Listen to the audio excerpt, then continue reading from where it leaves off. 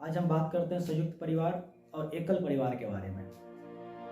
संयुक्त परिवार का मतलब था कि उनके जो परिवार होते थे, दादा दादी, उनके अलग पीढ़ी के जो रहते थे, सब एक साथ रहते थे।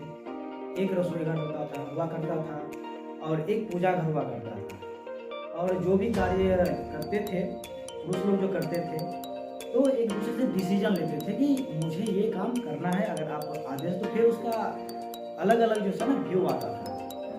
लेकिन अब का ट्रेंड क्या हो गया, उसको एकल परिवार में बदल दिया।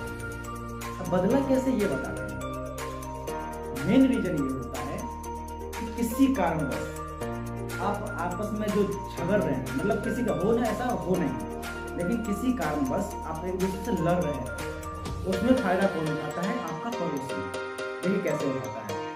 पड़ोसी आकर के, जब दोनों भाई अपन आपस में खूब लड़ रहे हो, पड़ोसी आएगा, उसको उठा करके अपने घर बुला करके ले जाएगा, फिर उसके दिमाग में भरेगा, मतलब जो भी उसके माइंड में होगा उसको मतलब ऐसे कर देगा कि भाई तुम्हें उससे कोई ज़रूरत है ही नहीं। ये सबसे बड़ी बेवकूफ़ी होती है। और ये रीजन कब आता है? जब आप कमाना शुरू करते हो। कमाना शुरू किया, फिर जब पड़ोसी के पास जब झगड़ा हुआ, उसको ले जाएगा, तो माइंड में ये भर देता है, अरे तुम इतना कमाते हो और इसका तुम ये समझ लोगे।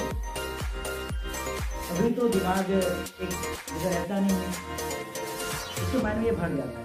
मैं कहूँगा ये सबसे बड़ा बेवकूफ़ी है। अगर आप दूसरे की बात सुन करके एक साथ से अलग हो रहे हैं, सबसे बड़ा बेवकूफ़ी है किसी को सुन करके। मुझे नहीं लगता है कि अगर आप अलग होकर क्या कर लेंगे। हम मानते हैं कि ये 5 उंगली, अगर मैं इसमें से ये हटा दूं, क्या कर लेगा? इसके बिना, अंगूठे के बिना 4 उंगली क्या कर लेगा?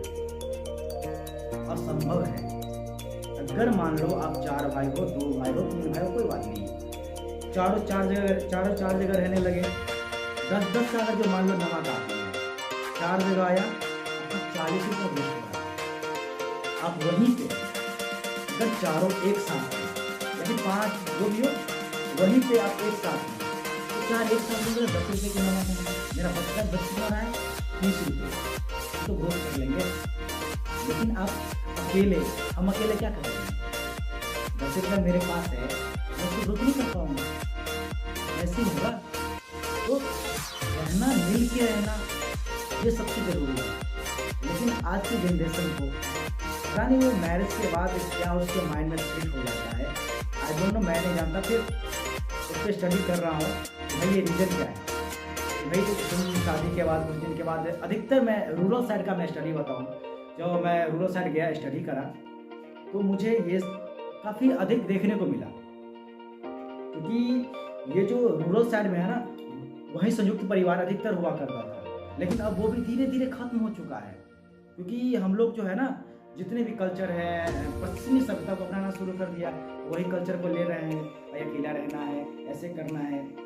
तो ग्रोथ धीरे धीरे जो है उसमें ख़त्म होती जाती है, एजुकेशन व्यवस्था रुक जाती है। इसमें अगर हम बात करें शिक्षा, एजुकेशन, शिक्षा हो गया, एजुकेशन तो वही है, और मैं कह रहा हूँ मेडिकल हो गया। भाई अकेला क्या कर पाएगा? जैसे अब डेवलप हो रहा है, महंगाई बढ़ रही है, 500 रुपये आप कमा रहे हो, क्या करोगे? तो कहने का मतलब ये है कि आप एक साथ रहना ही सबसे बेस्ट है।